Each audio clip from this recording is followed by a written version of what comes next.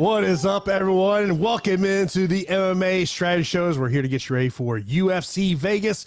Number 63 goes down on Saturday afternoon inside the UFC Apex there in Las Vegas, headlined by a featherweight match between Calvin Kattar and Arnold Allen. We're going to break down this entire fight card for you over here the next hour. We are sponsored by Prize Picks. We'll talk about some of those props over Prize Picks here later on in the show. Of course, I appreciate everyone tuning in here for the strategy show. Be sure to smash that like button, thumbs up, subscribe, notify, all of that. Of course, if you ever miss our content, pretty much all of our content is available on the podcast channel, so you can check out over there on the Stokastic Podcast Network. Of course, as always, I am joined by the fighter, Pete Rogers Jr. Good afternoon, Pete. How you doing, man? Good afternoon, buddy. What's going on? This is quite the difference in card, but it's a card. So we're here. A few interesting matchups, but quite the 180. You know what I mean? Like, this card is, man, it's kind of ugly. It's a sign that we're back to a fight night card. I mean, yeah. that's really what the sign is here. I mean, we come off, of course, last week of UFC 280, and like last week, I think is one of these perfect kind of weeks to talk about where you sit there and say there's things we know and things we don't know.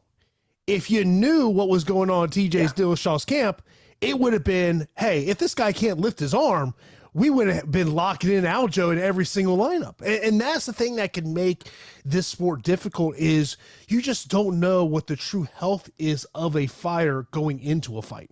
Yeah, there's so many X factors. So, you don't know prior injuries throughout camp, their headspace. You don't know a lot of things. Personal matters, and it comes down to one performance on Saturday.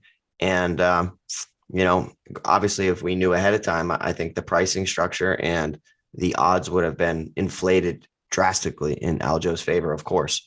But yeah, he looked pretty dominant, and I watched that fight with a smile on my face. I'm not a big TJ guy, so I was really happy to see Aljo show out.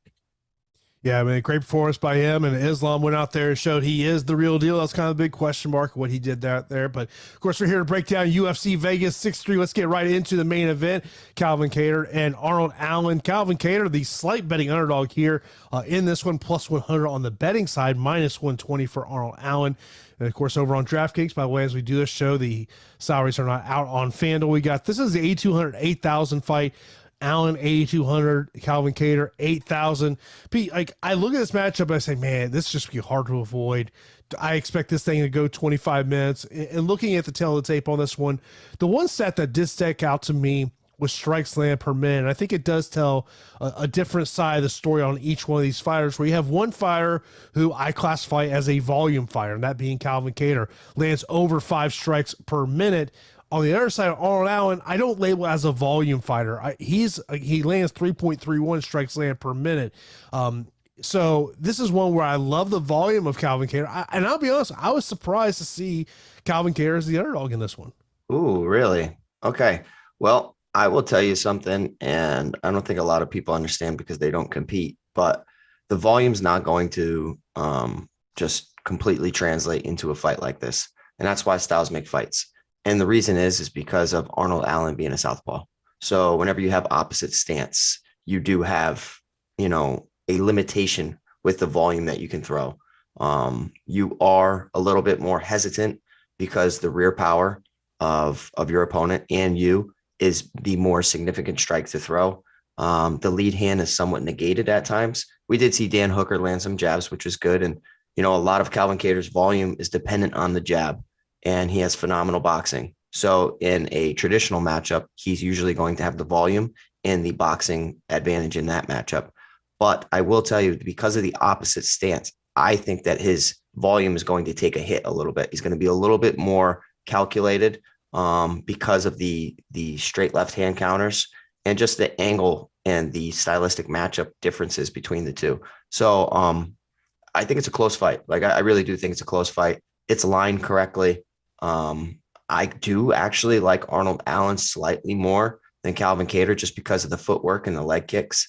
I don't necessarily know if this fight scores the best because I think they're both going to, take their time. They have 25 minutes to work with, so they're both going to take their time. If a finish occurred, I don't know. I mean, Arnold Allen looked really good against Dan Hooker, but that cardio is questionable as well too, because, Calvin Kattar's been tested in 5 rounds. So I just don't see a finish happening here. I think it's going to be a very, very close decision. Going to get to either side, but I am going to be leaning in Arnold Allen's favor. Over on Prize Picks, there is one prop in this fight I absolutely love. What is it? The over 0.5 takedowns landed for Arnold Allen. You tell me he only got to get one takedown in 25 minutes. I think he gets at least one takedown. It's probably my favorite play on Prize Picks this week. Yeah, so Dan Hooker, he didn't have to because that fight was ended so early and 2.5 minutes. He attempted 5 against Sadiq Youssef, landed 2. Attempted 1 against Nick Lentz, didn't land any. Attempted 2 against Gilbert Melendez, landed 1.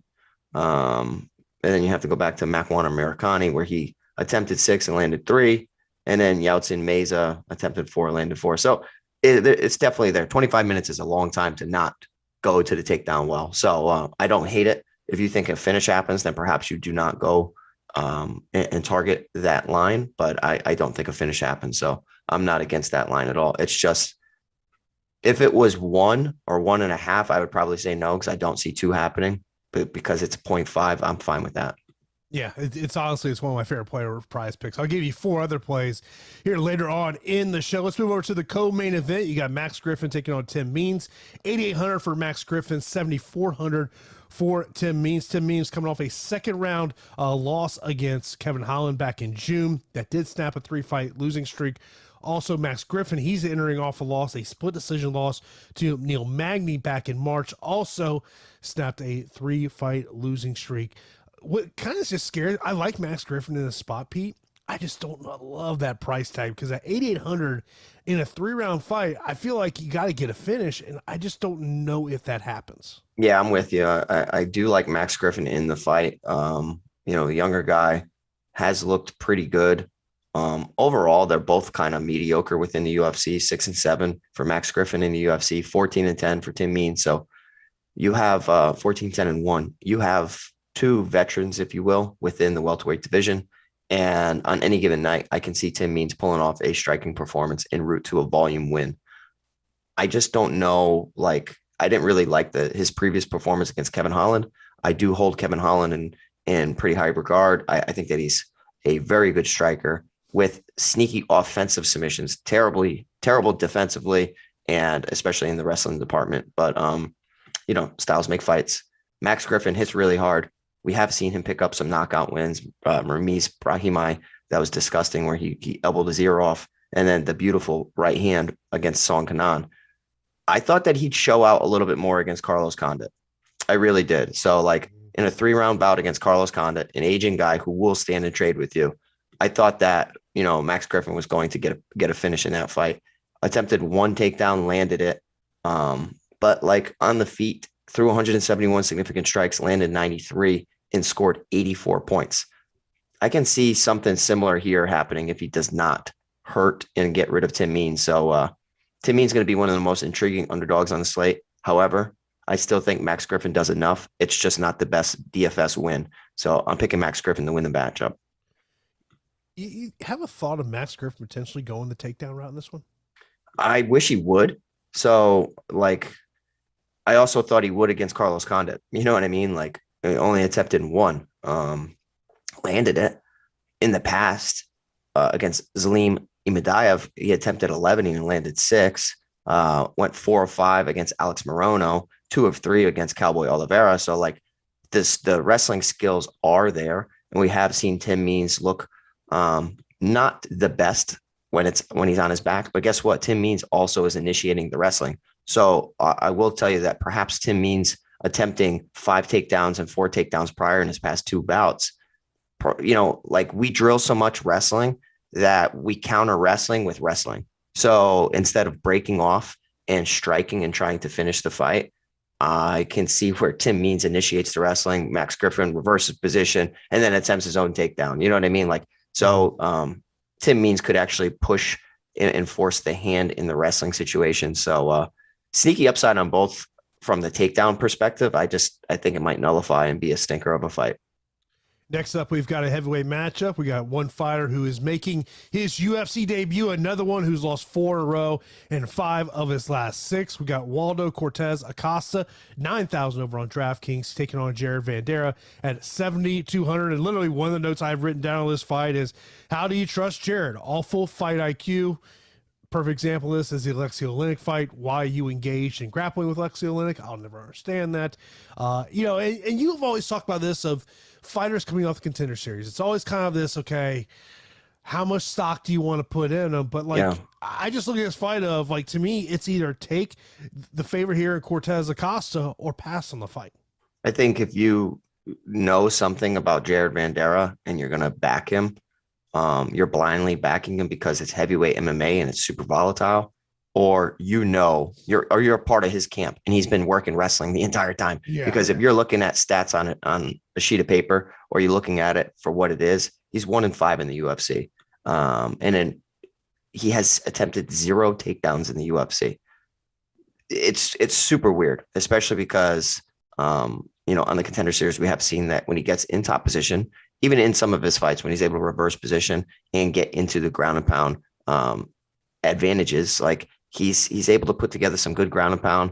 Apparently, he's a strong grappler. I have not seen anything of it on film.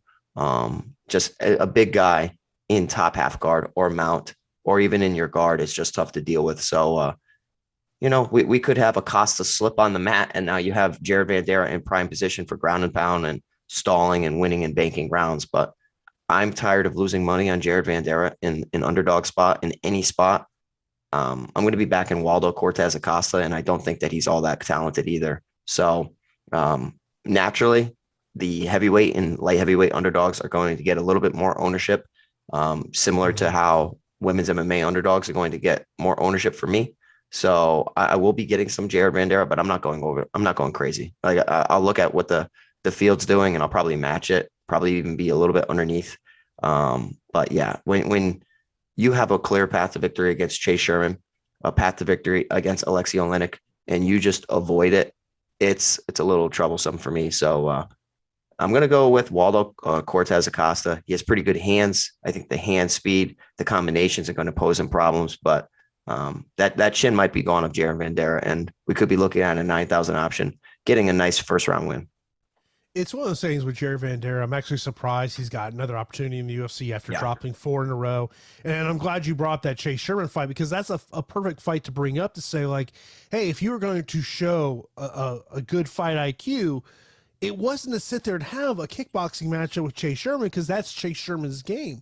And so it's just one of these things of, if you want to take some flyers on Jared Vanderaa, I get it. It's heavyweight MMA, but like, limit your exposure, because he's just a guy you can't trust.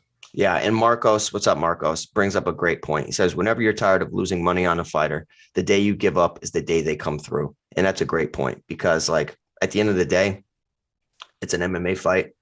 There is room for development. There is room for, you know, making alterations to your coaching staff, to your training methods, to your diet. There's so many things going on behind the scenes that we don't know. So it's not as point blank and not as straightforward as what their past is going to predict the present. But for the most part, everything I've seen on film does not inspire confidence in picking Jared Vanderaa. If anything, it's an ownership play. If anything, it's a volatility play for the division. No question about it. Now, if you want to make a bet on the fight shot, check out our friends over at BetMGM, and they have a no-brainer for you right now, as BetMGM is giving you a chance at $200 for free. All you got to do is click the link in the video description below. Any team tonight hits a three-pointer, you win $200 in free bets. It's that simple. Take advantage of these offers when they come up. It's the best way to beat the books. This offer is available in all states except New York, Pennsylvania, Mississippi, and Ontario. Now, this must be a pregame money line bet, so be sure to check out our friends over there at BetMGM and click that link in the video description below. Next up, we got a matchup between Josh Fremd and Tresean Gore. 8,700 for Josh Fremd, 7,500 for Tresean Gore. You know, when I think of what we've seen from Tresean Gore since coming in off the Ultimate Fighter, he's lost both of those fights, and a guy that, you know, primarily he's going to be up on the feet, I have a lot of questions about the gas tank here, but also what really leans me into the Josh Fremd side of this fight, Pete, is Tresean Gore has come off a first round loss against Cody Brundage. Who does Cody Brundage train with? Josh Fremd. Yeah, it's great. It's great to fight against somebody who has some insight in the matchup. The Tresean Gore experiment is it's pretty disappointing, to be honest. Like, from what he looked like on the Ultimate Fighter to how he performed in his debut against Brian Battle, who's a tough out, and then following that up against Cody Brundage. If Brundage was going to beat Tresean Gore, I did not see a knockout. I saw, taking him to Takedown City and, taxing that gas tank and winning a 15-minute affair. Or if a knockout occurred, I figured it would probably be from ground and pound. But most likely, I thought Tresean Gore was going to hit Brundage with some big shots, and I might be off the Tresean Gore hype train. I have to tell you, he looks really green in MMA. He's very hesitant when you combine being green and in MMA, and with relatively no experience. And now you don't pull the trigger. It's hard for me to back you, especially when I look at Josh Fremd, who has fought some legitimate competition. This is not an easy fight for Tresean Gore, and I don't really hold too much stock in Josh Fremd's debut against Anthony Hernandez, who has looked like he's on an absolute tear. Like, Anthony Hernandez is taking everybody to Takedown City. His pace is through the roof. He's breaking people. And Fremd was able to survive that, got taken down several times, but landed his own takedown, was able to reverse position and striking, submission wise. I think that he's just a threat within this matchup to finish the fight. Whereas Tresean Gore, if I'm picking Tresean Gore, I'm going to be talking to the TV saying, throw your hands. And I'd rather just get behind a guy in Josh Fremd, priced in the mid eights, 8,700. Sounds perfectly fair. I think that it's appropriate, that the salary is fine, and the upside is great in this matchup because you don't know how Tresean Gore is going to respond off of that first round knockout to Cody Brundage. That happened back in July. So, I used to have a rule, Jason, and the rule was, if fighters are fighting after a knockout loss within like 6 months or even a year, I don't back them, and I'm not going to back them here. So give me Josh Fremd here at 8,700. No, look, if you're looking for a fighter 7,600 below that have a GPP upside, I understand why you would get the Tresean Gore because of the power that he does have here.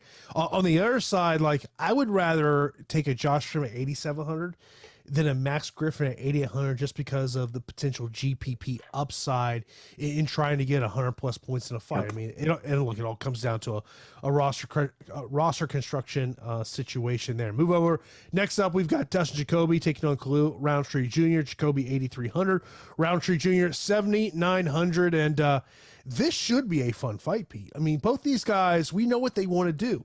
They want to sit there and they want to have a kickboxing matchup. Khalil Rountree, I never know which Khalil is going to show up. Yeah. Is it Khalil that showed up to fight Eric Anders showing up, or are we going to see some of the bad versions we see of Khalil Rountree?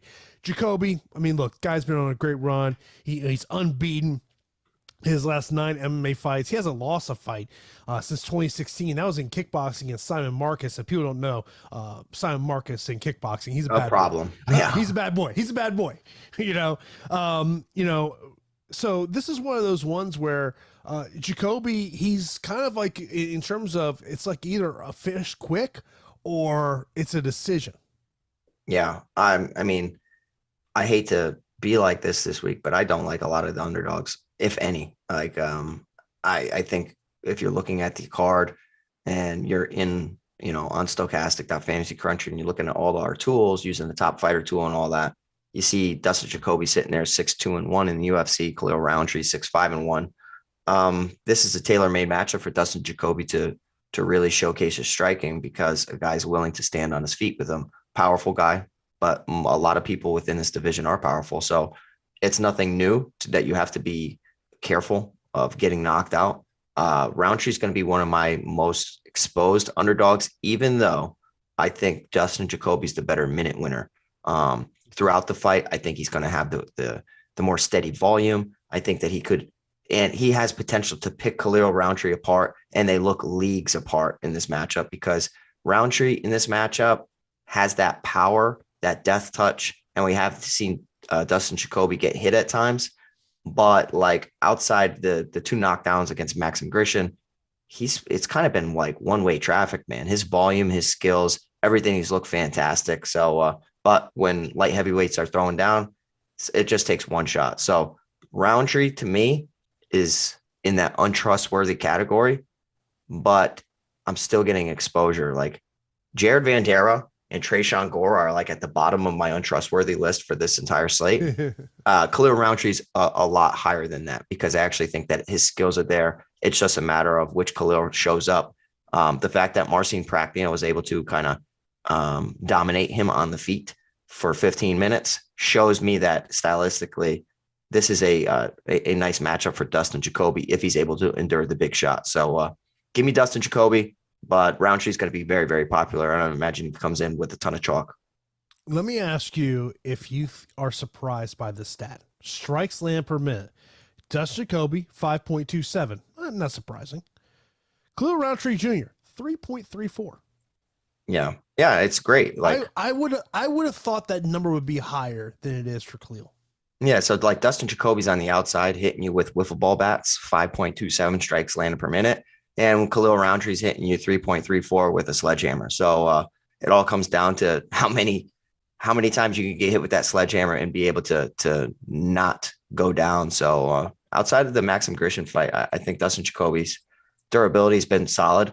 I can't wait to watch it from a striking perspective, and opposite stance should make it interesting, but Dustin Jacoby's actually comfortable in southpaw as well. He will switch.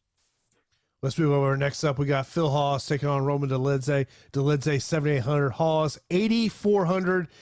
I just talked about difference in strikes landed per minute. This one's also got a big gap between these two guys. Phil Hawes, 5.68 strikes landed per minute.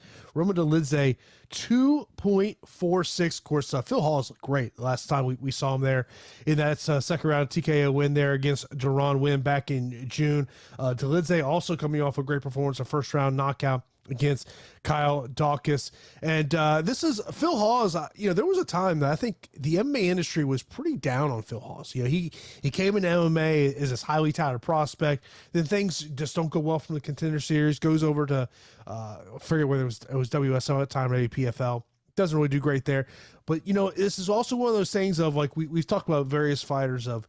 They go through some adversity, young in their career, Pete, and then they kind of make some changes, and part of those changes for Phil Hawes was coming down to South Florida, and man, he has looked great since making that transition.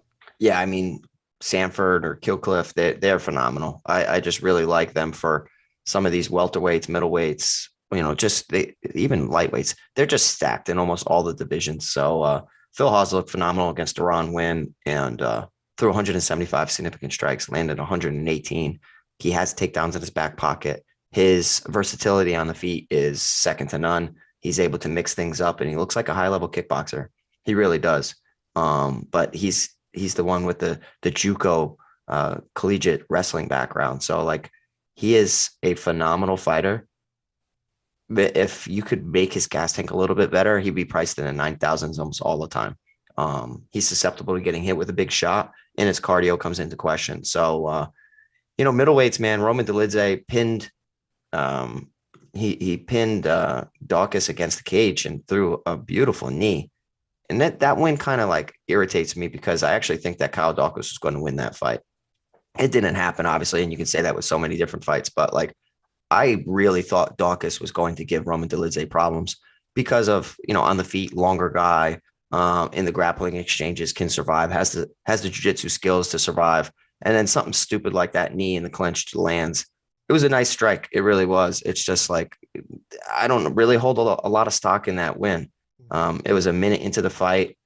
The same thing could happen here against Phil Hawes because of the questionable chin. They're both 4-1 in the UFC, but the actual skills that I see on paper and everything on fight film, Phil Hawes is going to be the guy I'm picking. Has to survive. Got to be careful of him getting, too tired and fatigued and like giving up his neck because Roman Dolidze is a fantastic submission artist. But he's kind of in that Jared Vanderaa category where, you don't use your best skills against Laureano Staropoli, he went 5 of 9 in the takedown department. Those takedowns are going to come very, very hard by like he's not going to be able to take down Phil Hawes as much as he can on some other fighters. If anything, he's going to want to just wear on him in the cage, wear on him in the clinch against the cage, and then possibly threaten with a choke. But yeah, I got it. I got to pick Phil Hawes here, 8,400.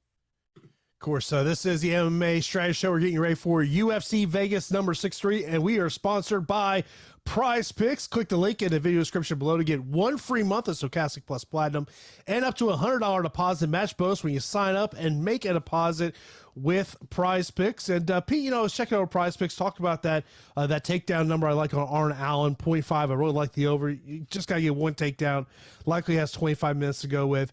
There are some other ones that have stuck out to me. Fight time, Phil Hawes, 11.5. Give me the under. Yeah, I mean, traditionally, the under with Phil Hawes fights usually works. You think he finishes Roman Dolidze? Yeah, I think this fight's over within 2 rounds. Either Dolidze catches him early or Hawes finishes him in round 2. Okay, that's fair. I can see it. Dustin Jacoby, significant strikes, 49.5. This is a scary number for me, Pete. Why? I like that. I like the over here. My just concerns is a first/early second round finish, and he doesn't get to hit that over. But I think generally I like the over spot here. Yeah, I like the over as well. I mean, outside the Da Un Jung crazy KO that just happened, the Justin Ledet one, he's been a decision guy. And Khalil's talented enough to not get knocked out so quickly. So I definitely like the over, even if it's just leg kicks. You know what I mean? Like, that's a low number. That's a low number. He needs to avoid the craziness of Khalil Rountree, and he smashes that number all day long. I got another significant strike that stuck out to me. This is also another overplay for me. Max Griffin at 63.5. That one's interesting because if he doesn't go the takedown route and it just becomes a 15-minute striking affair, I think he can hit that number. He has hit it a lot throughout his career. We just need, for that one to hit, we need Tim Means to actually stand and strike, which is something he's kind of adjusted his style from. Like, he's been the one initiating the grappling, which could, like I mentioned prior, could result in a wrestling counter from Max Griffin. So stand and trade, boys. Stand and trade, and we smash that. The last one I'll throw out there, I'll go to the takedown category. Josh Fremd, 1.5 takedowns. Yeah, I think that's going to happen. Yeah, that's why it's an overplay for me. Yeah, I like that. He went 1-1 against Anthony Hernandez, who has better wrestling than Trayshawn Gore. And Fremd has spent the most of his time getting dominated. So I like that. My general thought is that Fremd lands an early takedown, Gore gets up, and then at some point he gets taken down again. And with some of these numbers, I just kind of feel like you want to get them now. Like, I don't know how long that Arnold Allen takedown prop is going to be sitting there, because if it gets to 1, I'm not doing it. That's tough. Yeah, 2. I don't think 2 happens. Calvin Kattar's got a good ground game. He really does. He doesn't show it. He showed his wrestling and his jiu-jitsu a little bit against Giga Chikadze, but like, I can tell you firsthand, he's got a good ground game. Yeah, I mean, so be sure to check out our friends over there at Prize Picks. Of course, click that link in the video description below.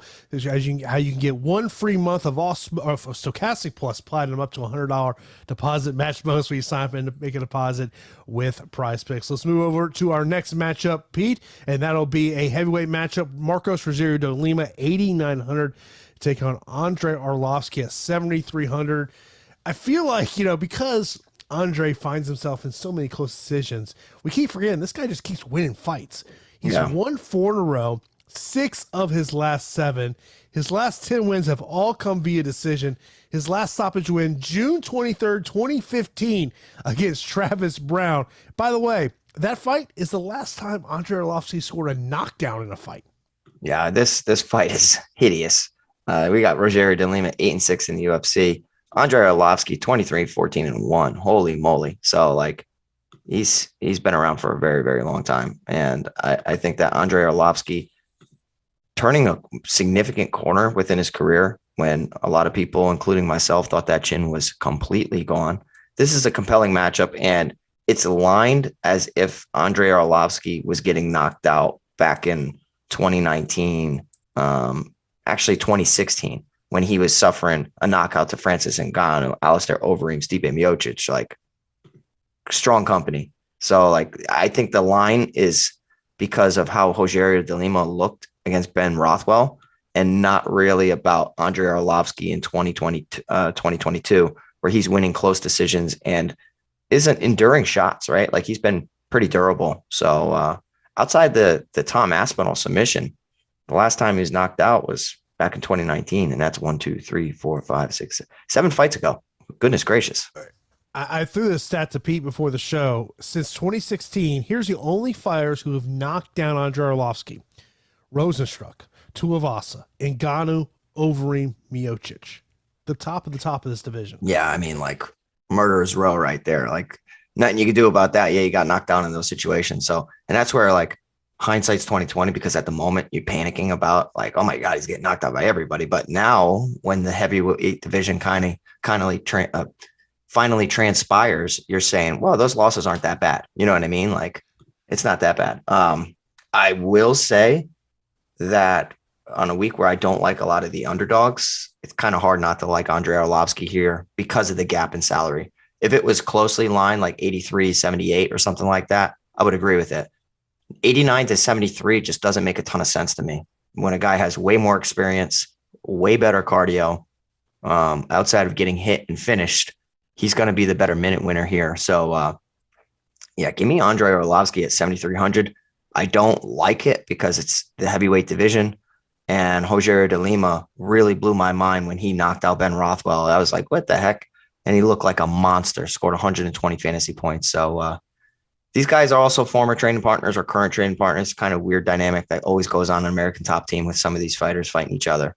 But yeah, I'm going to go with Andre Arlovski. Give me the salary discount.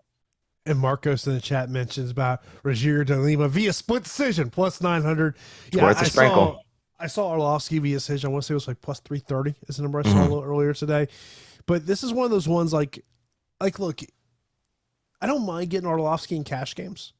Just kind of a low salary, 60, 70 points in a win. Like, I'm not expecting some huge number from me. Like, look, if you're going to go Rogerio Lima, the mindset is he is going to knock out Andre Arlovski in the first round. If that's not your mindset, you think this is going 15 minutes, this is just one of those fights that I really don't want to get to in GPPs. Yeah, I want to see what the exposure comes out. I want to see what the ownership's like, because then I'm going to, tinker with my exposure. And, I think that as far as round one odds, Rogerio de Lima has some of the best odds on the entire slate because that's his best path to victory. He's not going to be a better minute winner and fight and beat Andre Arlovski over 15 minutes. He needs to go in there like he used to do in the past and get super aggressive in round one and try to catch Andre early before he gets into rhythm, because even the old Andre Arlovski, once he gets into a rhythm and he's moving around, good footwork and decent volume for the division, he's a tough out. And that's when he starts to separate himself from his opponents. So I'm going to obviously get to Rogerio de Lima because of the round one upside, but for the fight in its totality, I'm going to be picking Andre Arlovski. Next up, we got Jung Young Park, 9,300, taking on Joseph Holmes, 6,900. And Pete, let me just say this. The size matter. And what I mean by that is we got a 7-inch reach advantage for Joseph Holmes. First of all, don't be asking me that question. Second of all, look, I just brought that up because I wanted to get the facial reaction. Second of all, for fighting, as far as height and reach is concerned, it does make a significant difference, but skill does come into play in some parts of that as well. And Joseph Holmes, to me, is not like a fantastic fighter. When you go from Alan Amedovski to now Jung Young Park, that is literally going from, it's a significant leap. And I know that Jung Young Park, lost to Gregory Rodriguez in a fight that he was winning and then ended up turning the tide, and he ended up getting knocked out in the second round.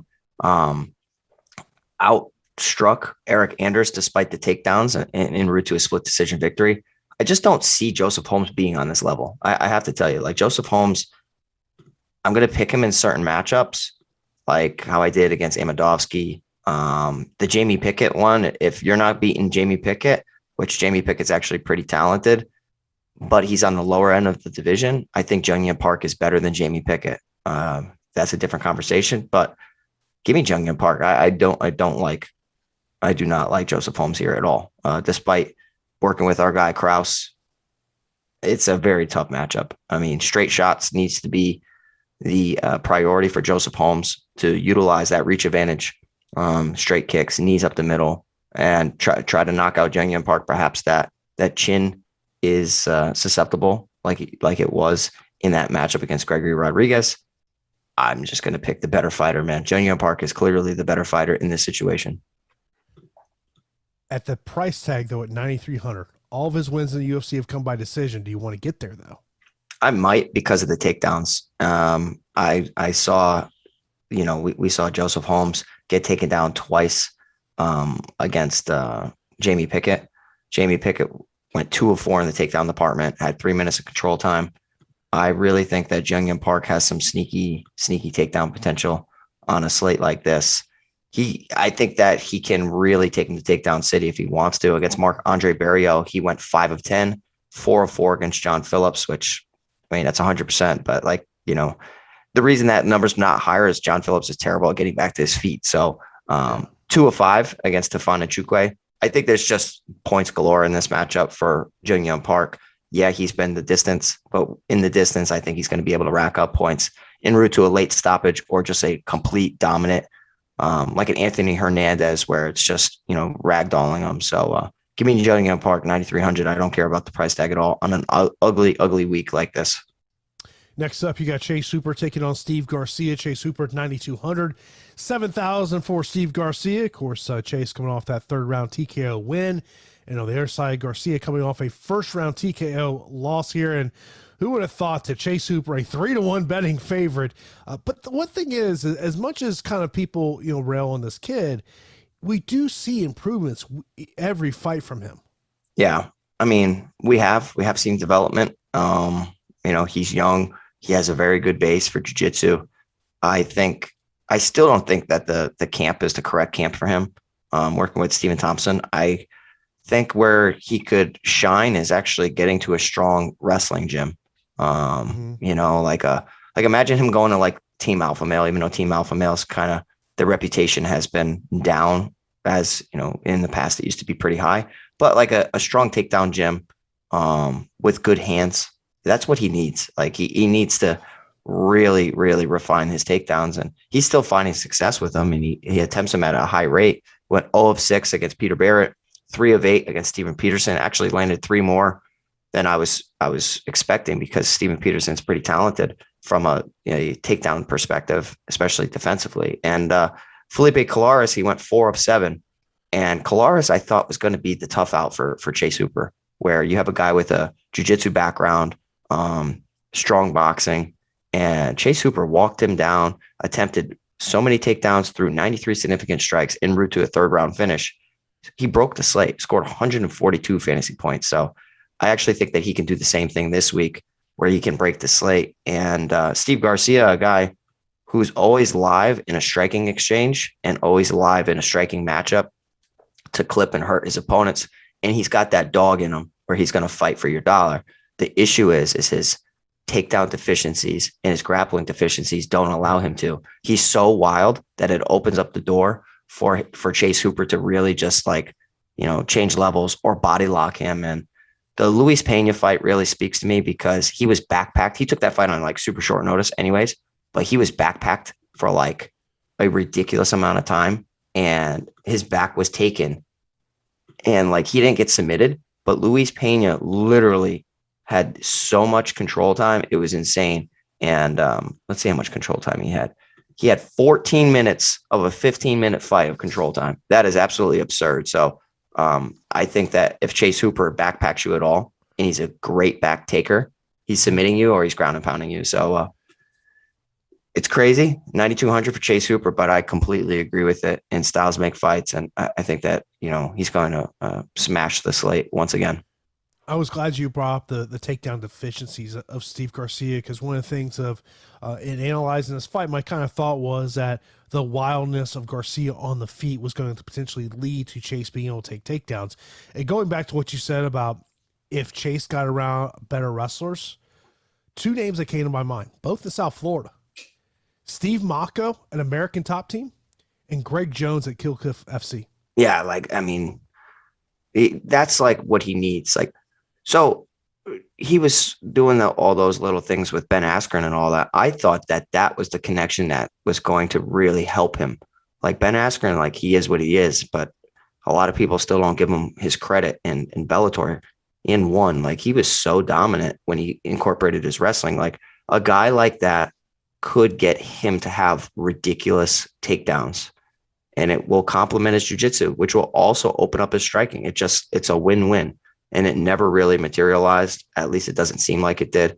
He needs to, like, getting to Stephen Thompson, trying to emulate a karate style is something you're not gonna pick up in a couple of years. It's like they'll help you. It'll help.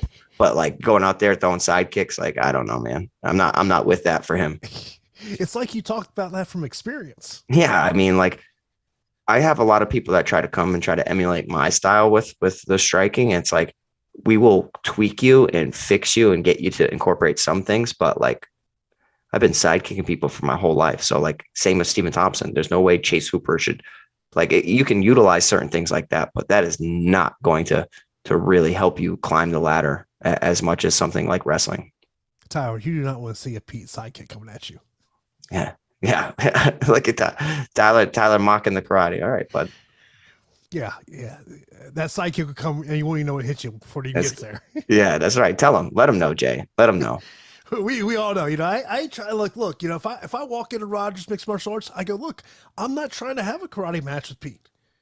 That's right. I'll tell you what, though. I'll be double legging the crap out of him. I'll tell you what, though. All we do is wrestle and grapple now, too. Every night we're sparring or grappling, wrestling. We got heavyweights in there.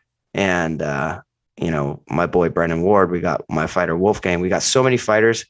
Everybody's like 205 pounds and up. So like, it's really helped me out from the strength perspective. Like every single day we have big bodies, and usually big bodies are rare. Like Connecticut's like a heavyweight and light heavyweight hotspot for us right now. It makes no sense at all. Yeah, I mean, that's the one thing. And for anyone who's new to MMA on DraftKings, you're looking for wrestlers. Yeah. That is where you're going to be able to score with, takedowns, control time, total strikes landed. That's where you can really maximize your performance if you are new to mixed martial arts. Yeah, for sure. Now, I really love targeting wrestlers and grapplers on DFS slates. Like, that's what we should do. You want first round finishers or wrestlers. And if I pose a question to you, Jason, what do you feel safer with? Do you feel safer with a first round knockout artist, or do you feel safer with a wrestler? For me, my answer is a wrestler, especially for DFS. It would be a wrestler just because of the fantasy score upside. Yeah. I mean, I like the scoring too. Like I don't hate it. And especially if the fighter trying to defend those takedowns has the ability to get up. Mm-hmm. And that like our next fight, Cody Durden. We all know what Cody Durden is. Cody Durden is a wrestler. Mm-hmm. Now he's taking on someone stepping up here on extremely short notice in Carlos Mota, the LFA flyweight champion. 8,500 comes actually a favorite. Where Cody Durden, you just know that's what he's going to do. He is going to chain wrestle his ass off. Yeah, and because of the short notice nature, I can't cross off Cody Durden. I just, because there's so many X factors that we don't know about, right? Like we don't know like what Mota's been doing. I mean, we know that he's talented enough to win a belt. We know he's talented enough to beat Cody Durden with a full camp. There's just question marks. And, not everybody's jumping on opportunities last second are going to be successful. So that's why Cody Durden, for me, despite having a limited ceiling within this division, is going to be the tentative lean until I see the weigh-ins. If it was a full camp, I think that Carlos Mota wins this fight. He has the better striking. He has sneaky jiu-jitsu, which I think is a complete Achilles heel for Cody Durden, as evidenced in the Jimmy Flick and the Muhammad Mokaev fight. When you get hurt and then you start getting choked, it's kind of hard not to get out of positions like that. So like if Mota looks really good at the weigh-ins, I'm picking Mota because I think that he has the skills and the upside to beat Cody Durden, but that does not mean I'm getting away from Cody Durden, if that makes sense. Like there's just, he could still look good on the scale and still have terrible cardio just because he hasn't been in the gym. Whereas Durden's been completely in the gym, getting prepared for this card. So 125-pound fighters, usually high pace, not really the best idea to come in here on short notice if you haven't been training. So can't wait to see the fight though. But yeah, I'm excited to see Mota with a full camp. Yeah, I don't mind getting to Cody Durden because of that wrestling ability and his price point here. But, look, I've never been big on Cody Durden. I think he is what he is. We have seen some improvements since he went down to ATT down there in Coconut Creek, but I do like Mota in the matchup. Their opening matchup, we don't have a salary on this one. This fight came together pretty quickly here. Christian Rodriguez and Joshua Wims. Rodriguez was supposed to take on Garrett Armfield. However, Armfield had to pull out of the fight due to a staph infection. And it's a UFC debut for Joseph Weems, who has sat there and just got a text message coming. It's game day, so it's a little different for me. Joshua Weems, he's a guy that he just loves combat sports. I've had a chance to interview him in the past. He's fought bare knuckle MMA. He's fought boxing, kickboxing, everything that comes in there. So he's one guy to check out here. But Christian Rodriguez, he come off a lost UFC debut against Jonathan Pierce via decision. But it's a guy that I know some people are high on. Yeah. Do we have salaries on this fight yet? No, I don't think so. What do you expect the salaries Christian Rodriguez to be? If you had to guess without even looking at the odds, in the 9,000s? Yeah. Okay. I really like Christian Rodriguez. I truthfully do. And the reason I like Christian Rodriguez, is because of how good he looked in his debut against Jonathan Pierce, who I actually think is a pretty talented fighter for the division. Yeah, Jonathan Pierce landed 6 takedowns. He went 6 of 10. But guess what? We had Christian Rodriguez attempting 3 submissions at least in that bout, nearly finishing Jonathan Pierce. The guillotines, the submissions were so close to kind of like putting a nail in the coffin for Jonathan Pierce. I was so surprised because of how much of an underdog Christian Rodriguez was and how much better he looked than I ever remembered. And I circled his name and I put a note down and I said, when this kid fights somebody else, I don't care who it is. Obviously, if it's somebody ranked, I'm not going to. But if it's somebody outside the rankings, I'm picking Christian Rodriguez. He really, really looked good. So I want to see what the salaries are, but I think that Christian Rodriguez is going to be at 9,400 and 6,800. Thank you, James. Just came out. Yeah, James, 9,400. I'm still with it. The issue comes down to the 3 nice 9,000 options. Who's going to have the best score? Naturally, the grappler and Chase Super with the discount 9,200 is going to have more ownership, and I'm going to get to him probably the most. Then it's a nice little argument between Junior Park 93 and Christian Rodriguez 94. I really, really like Christian Rodriguez this week. And from a betting perspective, I'm going to be targeting these finishes for Christian Rodriguez. I think he picks one up. Let's go down our straight up fight picks. Let's see how many underdogs Pete goes with. I've got a couple. I really don't have many. And, I just don't. Well, underdog number 1 for me is Calvin Kattar. Okay. And, Calvin's my guy. I think the stylistic, southpaw, give me Arnold Allen. I will go Max Griffin over Tim Means. Max Griffin. Oh, by the way, this is the first UFC fight card of 2022 that does not have a female fight. Wow, really? No women's MMA? Yeah. Cortez Acosta over Vanderaa. Same. I'll take Fremd over Gore. Fremd. Give me Jacoby. Jacoby. I will go Phil Hawes. Hawes. I'll go underdog number 2, Arlovski. Okay, underdog number 1, Arlovski. Give me Junior Park. Park. Hooper. Mota. I'm I'm saying Mota, unless he looks horrible. And then Rodriguez. It's a weird week, man. And doesn't mean that some other dogs can't come through, but it's small fight size. So it's tough for me to get behind some of these underdogs. Of course, we will be back here on Saturday for Live Before Lock, 3 p.m. Eastern time to answer any questions that you do have on this slate. Obviously, I'm looking forward to the main event.